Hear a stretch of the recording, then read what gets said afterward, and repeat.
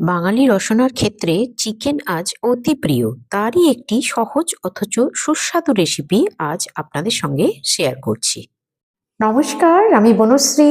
আমি আমার শ্রীর রান্নাঘরে সকলকে সাদর আমন্ত্রণ জানিয়ে আজকের ভিডিও শুরু করছি। ভিডিওটি পুরো দেখবেন, স্কিপ না করে, কারণ না হলে হয়তো আপনার খাবারের পারফেক্ট টেস্ট নাও আসতে পারে। আমি এখানে 500 গ্রাম চিকেনকে খুব ভালো করে পরিষ্কার করে ধুয়ে নিয়েছি। আর এগুলো একদম পরিষ্কার করে ধুয়ে নিয়ে এর মধ্যে আমি দিয়ে দিলাম 1 পলা সর্ষের তেল। এই সর্ষের তেলটাকে চিকেনের মধ্যে খুব ভালো করে মাখিয়ে এটাকে আমি রেখে দেব 2-3 ঘন্টার মতো, কিন্তু আপনারা চাইলে সারা রাতও রাখতে পারেন। এখানে আমি একটা ননস্টিক প্যান নিয়েছি, নিয়ে তার মধ্যে দিয়ে দিলাম 2টো শুকনো লঙ্কা, 4টে গোলমরিচ, 3টে লবঙ্গ আর একটা তেজপাতাকে টুকরো করে, আর 3টে ছোট এলাচের মুখ ফাটিয়ে নিয়ে দিয়ে দিলাম। আর দিয়ে দিলাম 1 চামচ গোটা জিরে। আর দিয়ে দিচ্ছি 1 চুটকির থেকে একটু বেশি দারচিনি পাউডার। দারচিনিটা কিন্তু আমি গোটা দিলাম না, তার বদলে এখানে পাউডার দিলাম। দারচিনি পাউডার দিলে তেলের মধ্যে, মাংসের মধ্যে একটা অদ্ভুত সুন্দর ফ্লেভার আসে। এবারে এখানে আমি দিয়ে দিলাম 1.5 চামচ কাশ্মীরি লাল লঙ্কার গুঁড়ো। এটা দিয়ে সঙ্গে সঙ্গেই নাড়বো, কারণ তেলের মধ্যে মশলা দিলে সবসময় নাড়তে থাকবেন। আর দিয়ে দিলাম 1/2 চামচ চিনি প্রথমে, যাতে মশলাটা পুড়ে না যায়, আর তারপরে বাকি 1/2 চামচ দিলাম স্বাদটা অ্যাডজাস্ট হওয়ার জন্য। দিয়ে দিলাম 1 চামচ হলুদ গুঁড়ো। তো বুঝতে পারছেন যে এখানে অনেকটা মশলা দিয়ে দিয়েছি, তাই খুব সাবধানে মশলাগুলোকে নাড়াচাড়া হালকা করেই দিয়ে দিলাম কুচিয়ে রাখা পেঁয়াজ। এখানে আমি বড় সাইজের 3টে পেঁয়াজকে ভালো করে কুচিয়ে নিয়েছি। এবার পেঁয়াজগুলোকে মশলার সঙ্গে মেশানো হয়ে যাওয়ার পর দিয়ে দিলাম পেঁয়াজের মতো উপযুক্ত অল্প পরিমাণ নুন।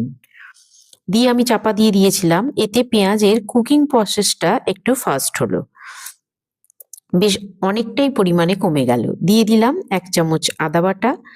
আদা বাটাটাকে একটু ভালো করে নাড়াচাড়া করে নেবো, আর সেই সঙ্গে একটু চাপা দিয়ে দেবো, যাতে এর কাঁচা গন্ধ চলে গিয়ে এটা একটু কুক হয়ে যায়। এবারে দিয়ে দিলাম 2 চামচ রসুন বাটা। চিকেনের ক্ষেত্রে, অর্থাৎ চিকেন রান্নার সময় সব সময় আদা যা দেবেন, রসুনের পরিমাণ কিন্তু তার দ্বিগুণ করবেন। আর দ্বিগুণ না হোক 1.5 গুণ তো বটেই। মানে 1 চামচ আদা হলে 2 চামচ রসুন, বা 1 চামচ আদা হলে 1.5 চামচ রসুন। রসুনটাকেও আমি একটু চাপা দিয়ে কুক করে নিলাম।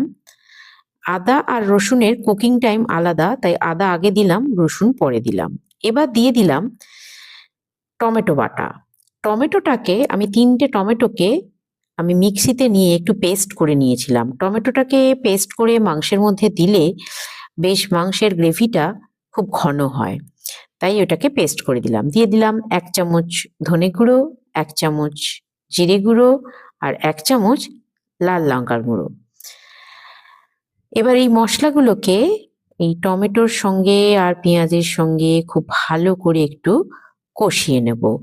এখানটা কিন্তু ভীষণ ইম্পর্টেন্ট। এই ভালো করে না কষালে যদি মশলার মধ্যে জল থেকে যায়, তাহলে কিন্তু মাংসের স্বাদ ভালো হয় না। এই সময় একটু চাপা দিয়ে দিলাম, বেশি না, 2-1 মিনিটের জন্য চাপা দেবেন, না হলে কিন্তু মশলাটা পুড়ে যেতে পারে। এটা আমার ঘরে তৈরি করা টক দই। এখানে ওজনে হিসেবে 100 গ্রাম আছে, অতটা দেব না। আমি এই চামচে করে 3 চামচ মতো নিয়ে ভালো করে ফেটিয়ে এটাকে মাংসের মধ্যে দিয়ে দিলাম। এই সময়টা খুব সাবধান, 1 সেকেন্ডের জন্য থামবেন না, কন্টিনিউ এই দইটাকে নাড়তে থাকবেন, না হলে কিন্তু দইটা ফেটে যাবে। আর দই যদি ফেটে যায়, তাহলে কিন্তু মাংসের গ্রেভির স্বাদ একদম ভালো হয় না। আর একটা বিশেষ টিপস, দই কিন্তু সবসময় রুম টেম্পারেচারে নেবেন। মানে এই দইটা আমার ঘরে তৈরি করা দই, তাই ফ্রিজে ছিল, তো এটাকে কিন্তু আমি ফ্রিজে থেকে আগেই 2 ঘন্টা আগেই বার করে নিয়েছিলাম। আপনারাও রুম টেম্পারেচারে নিয়ে তবেই দেবেন গ্রেভিতে। আমি চাপা দিয়ে দিয়েছিলাম কিছুক্ষণের জন্যে, সব পুরো কুক হয়ে গেছে। এবার আমি মাংসটা এর মধ্যে দিয়ে দিলাম। চিকেনগুলোকে এর মধ্যে দিয়ে একটু ভালো করে মিশিয়ে নিলাম মশলার সঙ্গে। এবারে এর মধ্যে দিয়ে দেব, এই চিকেনে আমি যতটা পরিমাণ নুন দেব, সবটাই আমি এখন দিয়ে দেব। একটা কথা নুনটা দেওয়ার সময় আপনারা মনে রাখবেন যে আমি কিন্তু পেঁয়াজের মধ্যে আগে নুন দিয়েছিলাম। তো আপনারা যদি পেঁয়াজের মধ্যে আগে নুন দেন তাহলে কিন্তু সেই নুনের কথা মাথায় রেখেও এখানে নুনটা দেবেন আপনাদের স্বাদ অনুযায়ী। এই নুনটার সঙ্গে আমি ভালো করে মিশিয়ে একটু চাপা দিয়ে দেবো। সব চাপাটাই কিন্তু আমি ওই 2-3 মিনিট 5 মিনিট করে দিচ্ছি। দেখুন চিকেন থেকে বেশ কিছুটা জল ছেড়ে দিল। আমি তো কোনো জলের ব্যবহার করিনি, কিন্তু বেশ কিছুটা জল ছেড়ে দিয়েছে। আমি আবারও চাপা দিয়ে দিয়েছিলাম। দিয়ে দিলাম 1 চামচ গরম মশলার গুঁড়ো। এটাকে ভালো করে মিশিয়ে নিয়ে আমি আবারও একটু চাপা দিয়ে দিচ্ছি। দেখুন কিরকম চারপাশটা বেশ একটু তেল ছেড়ে গেছে, অর্থাৎ চিকেন তেল ছাড়তেও শুরু করে দিয়েছে।